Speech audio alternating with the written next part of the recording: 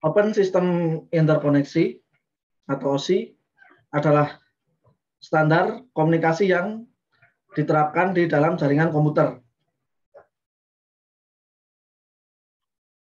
Standar itulah yang menyebabkan seluruh alat komunikasi dapat saling berkomunikasi melalui jaringan. Model referensi OSI menggambarkan bagaimana informasi dari suatu software aplikasi di sebuah komputer berpindah melewati sebuah media jaringan ke suatu software aplikasi di komputer lain. Model referensi OSI secara konseptual itu terbagi menjadi 7 lapisan, di mana masing-masing lapisan memiliki fungsi jaringan yang spesifik. Model OSI itu diciptakan oleh International Organization for Standardization atau ISO yang menyediakan kerangka logika terstruktur bagaimana proses komunikasi data berinteraksi melalui jaringan.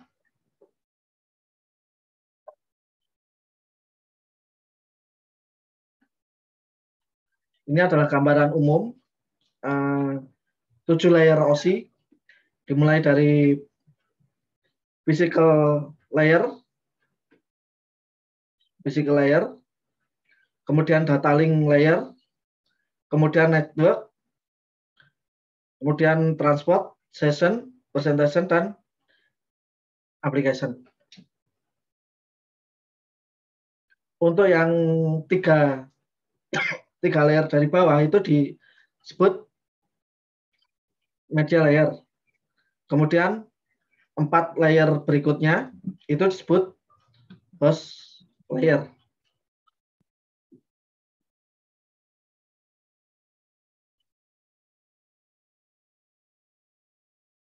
Model layer OSI dibagi dalam 2 grup, yaitu upper dan lower. Upper layer adalah layer yang fokus pada aplikasi pengguna dan bagaimana file direpresentasikan di dalam komputer. Kemudian lower layer adalah intisari komunikasi data melalui jaringan aktual. Untuk upper layer itu terdiri dari application layer, presentation layer, dan session layer.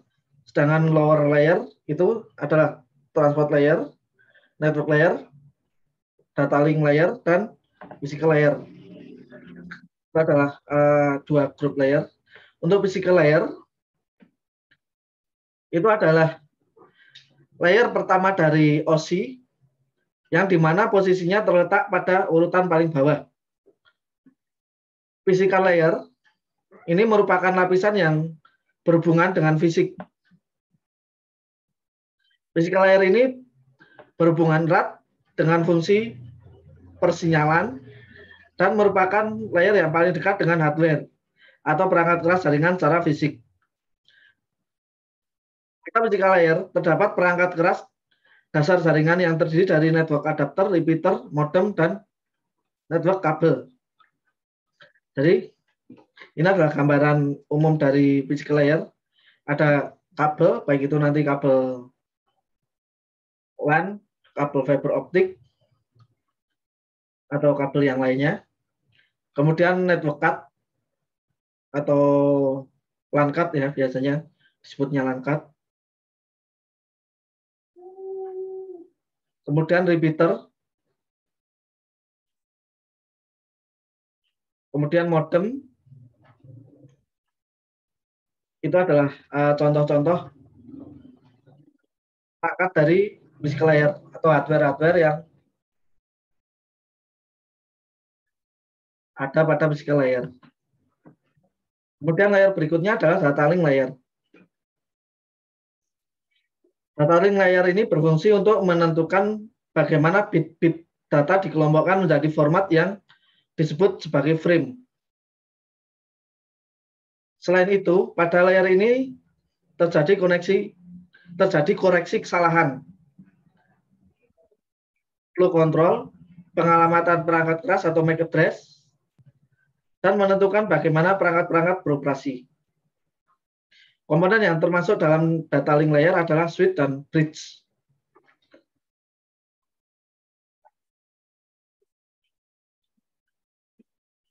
Jadi seperti ini. Suite itu nanti berfungsi untuk menambah user jaringan, menambah user dalam sebuah jaringan. Bridge itu nanti juga fungsinya sama. Kemudian ada perangkat anten WiFi.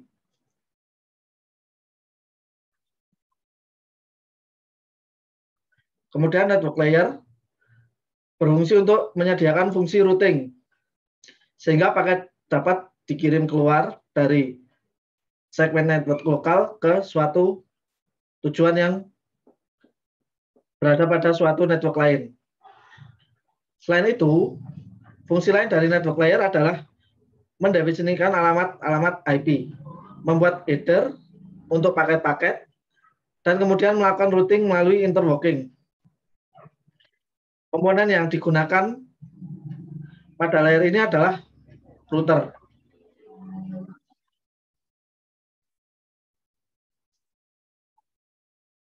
Mungkin teman-teman kalau router tidak asing ya. Biasanya pengguna IndiHome itu disediakan router. Router ini nanti fungsinya untuk mentransmisikan data. Jadi nanti data baik itu dari internet itu akan masuk ke router. Nah, router nanti akan membaginya ke dalam jaringan tersebut.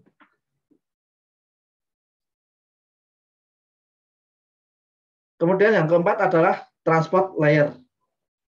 Merupakan pusat dari model OSI. Transport layer berfungsi untuk menyediakan multiplexing, kendali aliran, dan pemeriksaan error serta memperbaikinya. Selain itu, transport layer berfungsi juga untuk mencegah data ke dalam paket-paket data serta memberikan nomor urut ke paket-paket tersebut sehingga dapat disusun kembali pada sisi tujuan setelah diterima.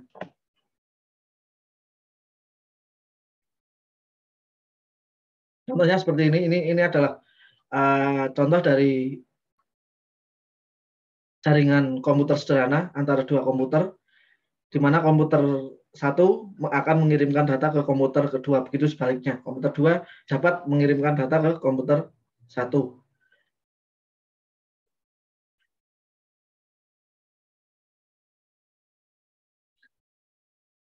Jadi transport layer itu nanti data yang transport layer itu adalah alat untuk membawa datanya, baik itu melalui jaringan kabel maupun nirkabel. Itu transport layer. Kemudian session layer. Session layer berfungsi untuk mendefinisikan bagaimana koneksi dapat dibangun, dipelihara, dan atau dihancurkan. Lapisan session layer ini bekerja pada perangkat lunak yang memiliki fungsi pengelolaan data. Salah satunya adalah SQL. Dengan menggunakan perangkat lunak SQL ini, maka session layer dapat bekerja dalam membangun komunikasi dengan jaringan sehingga terbangunlah sebuah koneksi jaringan tertentu. Contoh penggunaan lapisan layer ini adalah menggunakan SQL. SQL adalah Structured Query Language atau sebagai penyimpan data. Biasanya data-data yang masuk itu akan disimpan dalam sebuah database sebelum didistribusikan ke end user. Contohnya adalah data absensi teman-teman yang ada di sini. Misalkan teman-teman menginputkan data name, kemudian data name itu akan disimpan di dalam SQL, yang nanti data tersebut dapat dikoneksikan ke dalam sebuah jaringan. Nah, nanti yang terkoneksi di dalam jaringan tersebut dapat mendapat informasi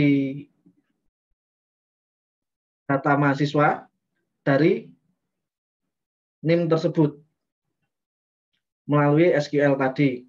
Jadi nanti data mahasiswa itu akan di store atau disimpan ke dalam software yang namanya SQL. Mungkin teman-teman akan belajar SQL di pemrograman ya. Kemudian berikutnya adalah presentation layer. Presentation layer berfungsi untuk mentranslasikan data yang hendak ditransmisikan oleh aplikasi ke dalam format yang dapat ditransmisikan melalui jaringan. Tugas-tugas seperti kompresi, dekompresi, enkripsi, dan dekripsi dapat dilakukan pada presentation layer. Jadi biasanya, misalkan teman-teman login di sebuah aplikasi, biasanya login itu berupa username dan password. Password yang dimasukkan itu adalah plain text atau data apa namanya,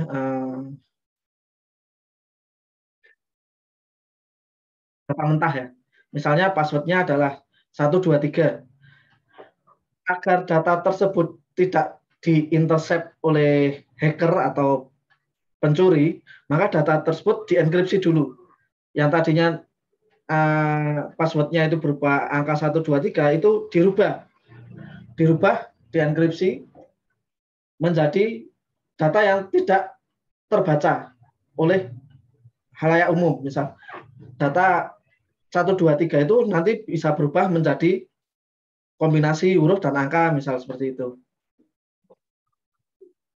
Sehingga data tersebut aman. Kemudian nanti data tersebut akan di store atau akan disimpan ke dalam database berupa data enkripsi. Kemudian nanti aplikasi tersebut akan mendekripsikan lagi data yang sudah terenkripsi tersebut menjadi data plain text lagi untuk dapat digunakan. Nah, seperti itu. Kemudian yang terakhir adalah application layer. Application layer ini berfungsi sebagai antarmuka atau interface dengan aplikasi fungsionalitas jaringan.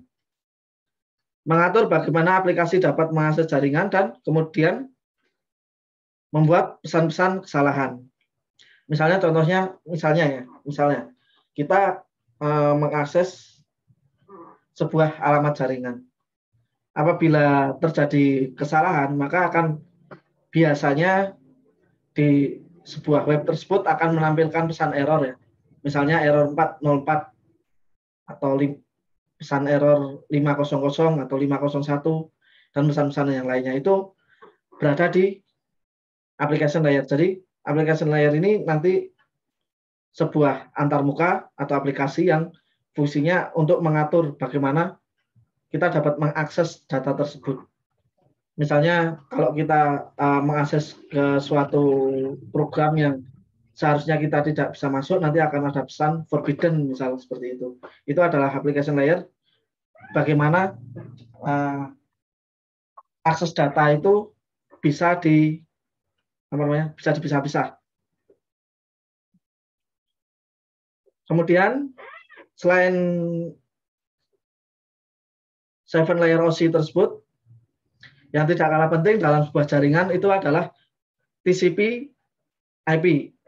TCP IP ini adalah Transmission Control Protocol, Internet Protocol, atau protokol untuk internet ya. Baik itu nanti di dalam jaringan sederhana maupun di jaringan yang lebih luas. Misalnya di jaringan local area network atau wide area network atau world area network. Untuk local area network itu misalnya komunikasi antar satu komputer dengan komputer lain dalam jarak yang dekat gitu loh. Bisa 1 sampai 500 meter. Itu biasanya menggunakan LAN ya, jaringan LAN atau jaringan kabel maupun WiFi, tapi kita tidak membutuhkan internet untuk komunikasinya. Atau jaringan antar gedung misal, atau bahkan jaringan global misalnya antar negara, nah itu bisa menggunakan internet yang nanti akan diatur oleh TCP IP ini.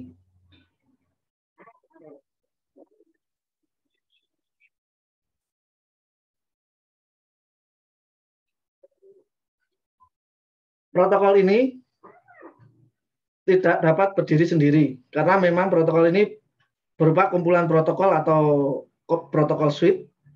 Protokol ini juga merupakan protokol yang paling banyak digunakan saat ini. Karena protokol ini mampu bekerja dan diimplementasikan pada perangkat lunak atau software di beberapa sistem operasi, kemudian istilah yang diberikan pada perangkat lunak ini adalah TCP IP stack.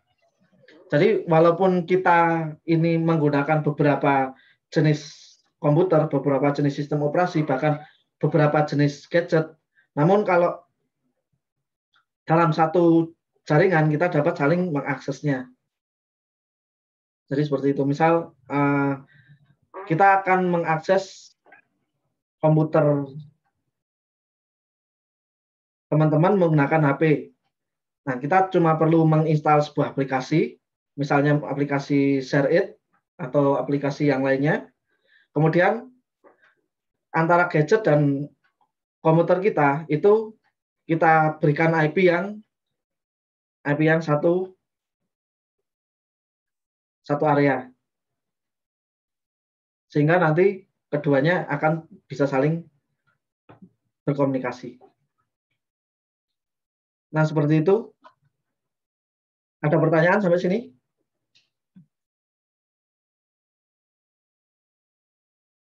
Kalau tidak ada, saya lanjutkan. Yang berikutnya adalah encapsulation. Encapsulation atau enkapsulasi itu merupakan suatu proses yang membuat satu jenis paket data jaringan menjadi jenis data lainnya. Encapsulation ini terjadi ketika sebuah protokol yang berada pada lapisan yang lebih rendah menerima data protokol yang berada pada lapisan yang lebih tinggi dengan meletakkan data ke format data yang dipahami oleh protokol tersebut. Dalam mode OSI, proses enkapsulasi ini yang terjadi pada lapisan terendah umumnya disebut dengan framing.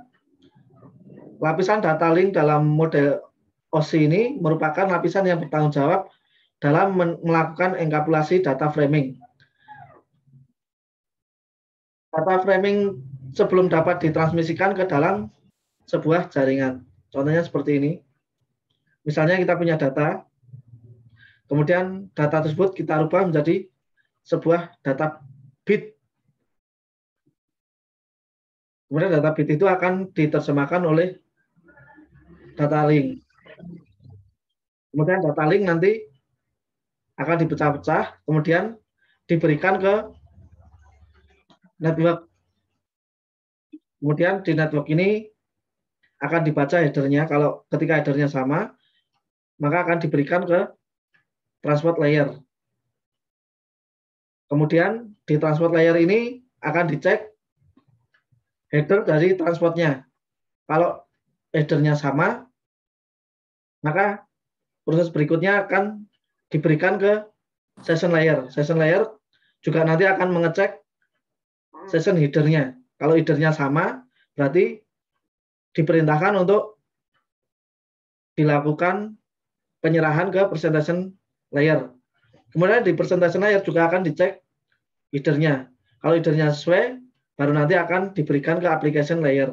Jadi nanti data yang ada di physical layer yang akan dikirim ke end user itu nanti akan sama dengan data yang ada di application layer.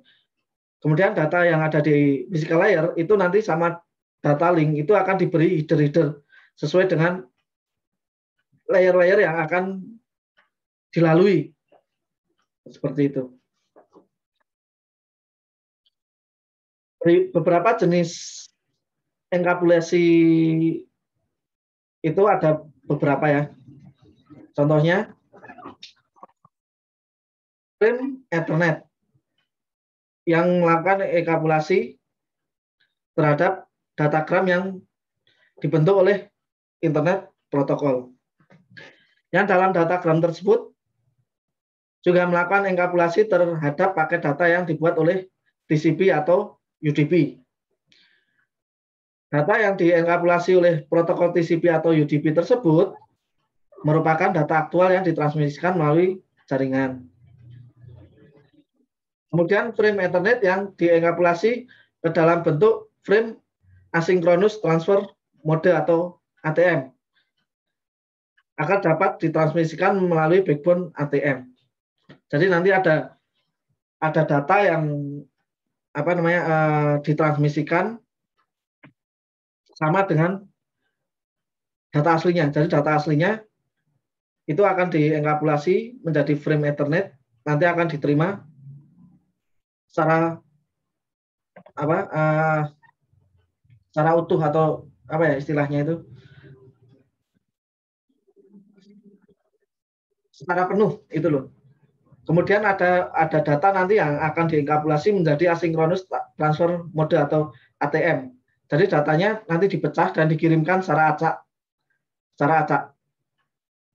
Nanti di sisi penerima akan data tersebut akan susun kembali sesuai dengan sistem yang dibangun di sebuah asynchronous transfer mode tersebut. ATM di sini beda dengan ATM yang ada di kita ya, ATM billing ATM itu bukan itu. Oke. Tentang 7OC ini ada pertanyaan? Halo? Belum ada, Pak.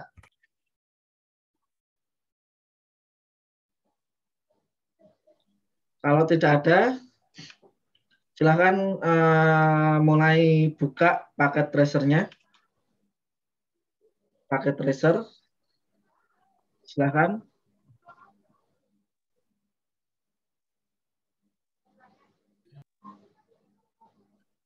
Silahkan teman-teman buka paket tracernya.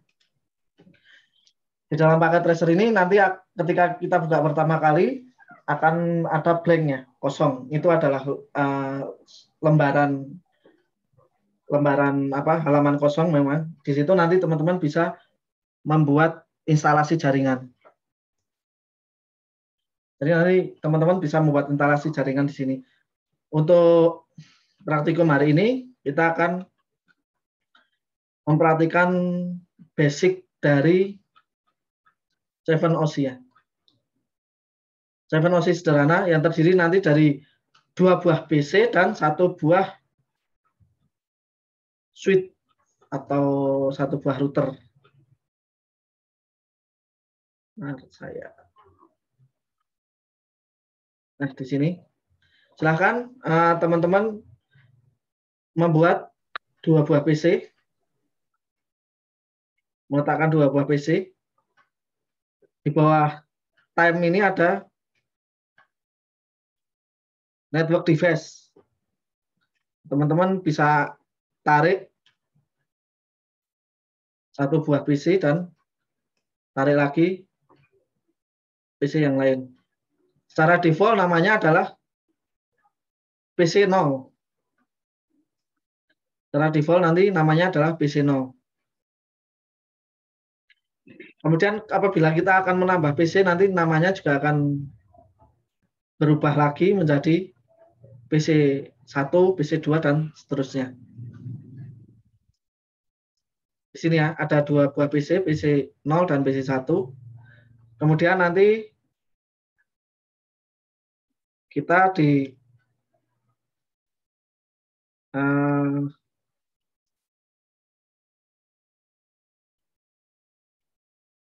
network device juga kita akan mengambil sebuah switch.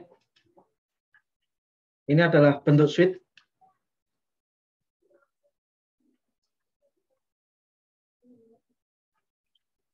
Jadi ini switch kalau dilihat dari belakang ya. Di sini berisi beberapa port. Switch ini nanti fungsinya adalah untuk membagi atau menggabungkan beberapa komputer ke dalam satu komputer tujuan atau satu komputer server. Jadi misal kita punya 10 komputer, ketika akan hubungkan ke dalam satu komputer server, itu kita membutuhkan switch. Nanti komputer server akan berkomunikasi dengan switch, kemudian switch yang nanti akan membagikannya.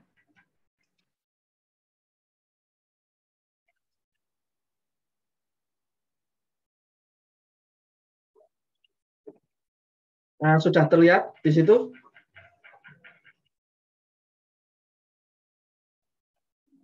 Halo? Sudah, Pak. Iya, sudah. Nah? Sudah, Oke. sudah. Kalau sudah, di situ ada gambar petir ya. Gambar PLN itu adalah di bawah sini ada gambar petir itu adalah kabel ya. Kabel kita pilih yang otomatis dulu. Sementara kita pilih yang otomatis. Komputer PC 0 kita sambungkan ke switch. Kemudian switch kita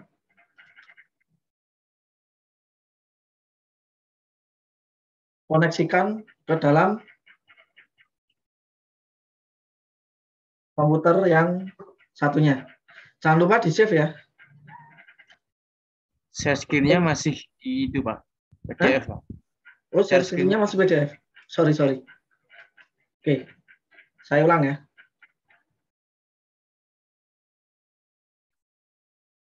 Saya ulang. Di bawah sini ada gambar petir itu loh. Gambar petir itu adalah logo connection, logo kabel. Kita pilih yang otomatis dulu. Kita pilih yang otomatis, kita klik. Kemudian PC0 kita koneksikan ke dalam switch. Kemudian kita ambil lagi kabel. Kemudian switch kita koneksikan ke dalam PC1. Dua PC ini akan berhubungan melalui switch. Sebenarnya bisa langsung kita hubungkan. Karena nanti tugas teman-teman adalah menambah PC-nya. Nanti misal tugasnya adalah nanti di sini ditambah beberapa komputer untuk praktikum kita. Sementara ini menggunakan 2 PC dulu. Setelah itu kemudian kita set IP-nya. IP, internet protokolnya. Kita klik 2 kali di salah satu PC-nya. Misalnya PC1 kita klik. Kemudian akan muncul PC ini. PC0 akan muncul physical configuration, desktop, programming, attribute.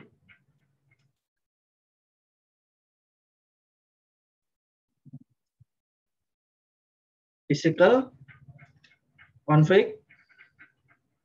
Ini namanya bisa teman-teman ganti nanti. Kemudian desktop. Desktop itu adalah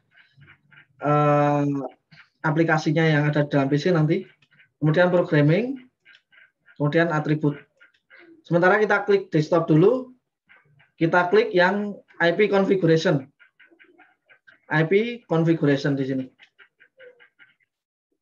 Nanti akan muncul IP configuration.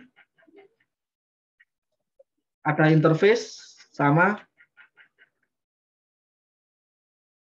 IP configuration, DHCP, static, automatic, use 82.1x security, dan lain-lain. Kita pakai yang statis. Kemudian di IP address itu kita masukkan alamat IP-nya. Kita ketik sendiri. Kita akan memberikan alamat IP untuk servernya. 192.168.1.1 misalnya. 192.168.1.1. Kemudian di subnetNAS nanti akan otomatis dia terisi 255. 255 ya. 255, 255, 255, 255. Kemudian yang di bawahnya kita kosongkan saja, kita hapus. Kita nggak perlu menggunakan default gateway dan DNS server sementara karena kita akan belajar menggunakan apa namanya, dua PC dulu.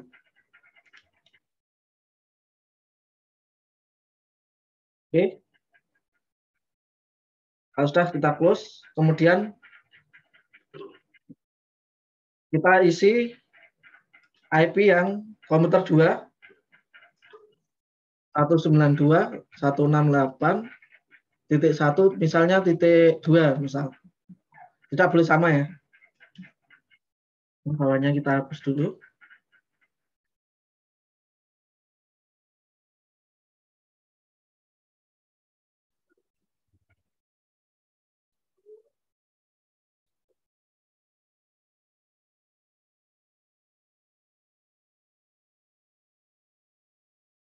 Sudah?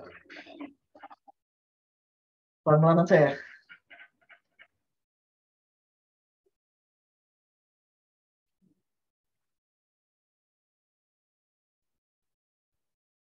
Kalau sudah, di komputer 1 kita klik lagi.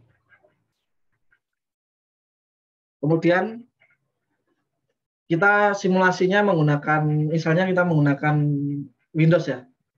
Kalau kita menggunakan Windows, kita klik yang Command Prompt. Maaf Pak, nggak kelihatan. Oh, nggak kelihatan, sorry.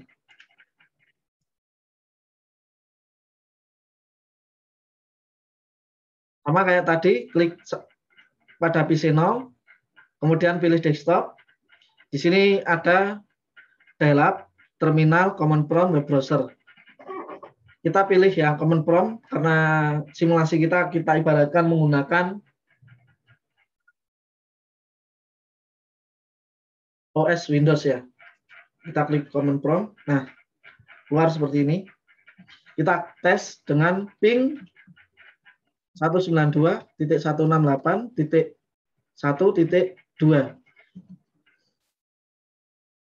Ping itu ibaratnya kita apa ya? Mencolek komputer tujuan kita. Komputer tujuan kita itu adalah IP-nya 192.168.1.2. Kemudian kita enter. Kemudian di situ ada replay from 192.168.1.2 dengan 13 bit. Kemudian time to listen-nya 128. Itu menunjukkan bahwa ada komunikasi balik ya. Jadi PC 192.168.1.2 tersebut menerima ping kita. Kemudian paket yang terkirim itu adalah 4 paket data. Setiap data tadi 32 bit. Kemudian kita menerimanya juga 4. Jadi kita mengirim 4, sana menerima 4, kemudian dibalikin lagi ke kita. Juga sebanyak 4 data ya. Di situ loss-nya adalah 0, berarti di sini koneksi jaringannya sangat lancar dan aman.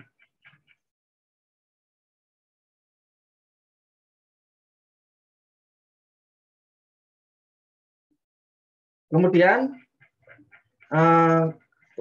kita akan mengirimkan sebuah paket berupa pesan, misal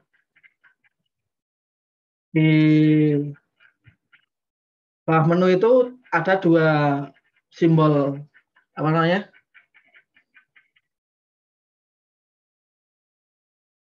Dua simbol pesan ya. Kita klik kemudian kita taruh di PC 1 dan PC 2.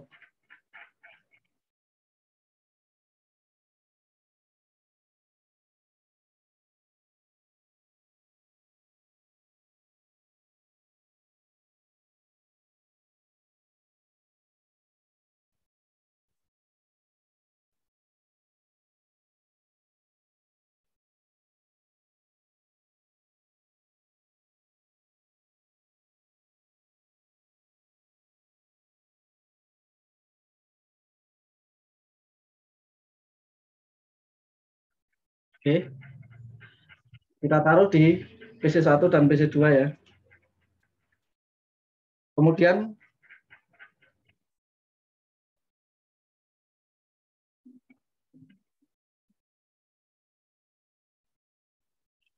di simulation di di kanan bawah kita klik simulasinya.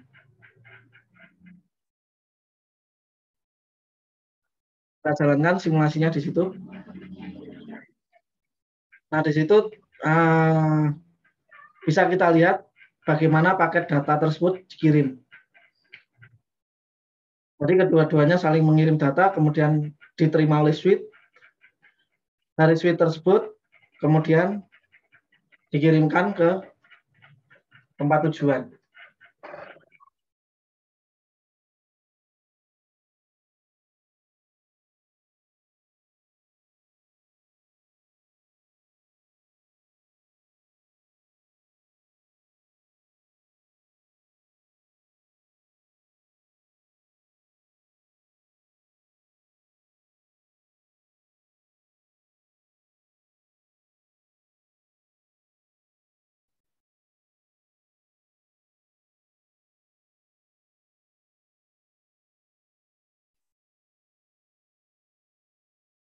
Kemudian kalau kita klik pesannya, itu nanti akan muncul PDU information at device di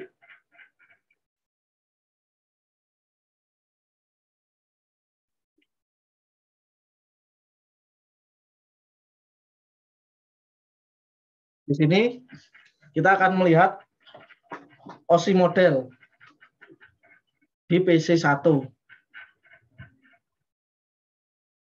Physical layer-nya ada di fase Ethernet 0 ya. Kemudian data link-nya menggunakan IEEE 802.3. Kemudian header-nya adalah 0090 2 BIP 7302 dan lain-lain. Kemudian di PC 0 juga kita bisa lihat OSI-nya ya.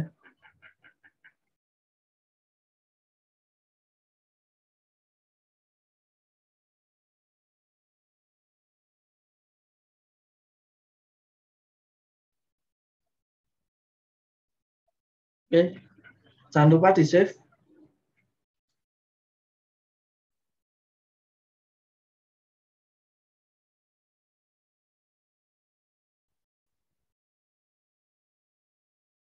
Sampai sini ada pertanyaan? Belum, Pak. Oke, kalau belum ada, untuk tugas berikutnya adalah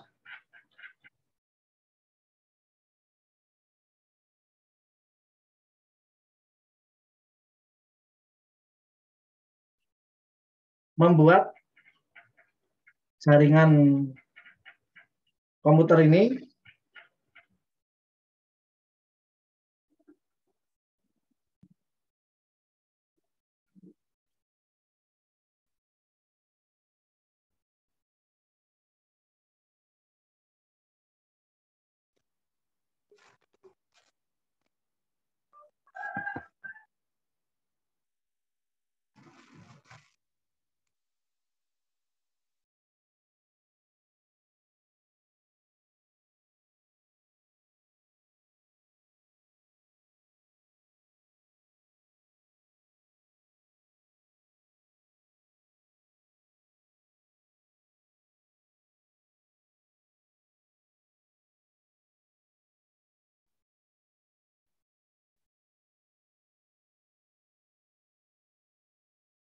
kita akan menambah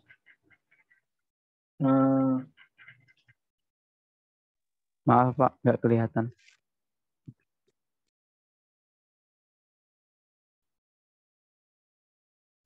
Kita akan menambah menjadi 1, 2, 3, 4. 4. Tugasnya adalah bagaimana kita menambah 4 buah komputer. Nanti teman-teman di situ setting jaringannya, setting IP-nya, kemudian bagaimana paket data tersebut dapat dikirim dan diterima oleh PC kernel atau PC server.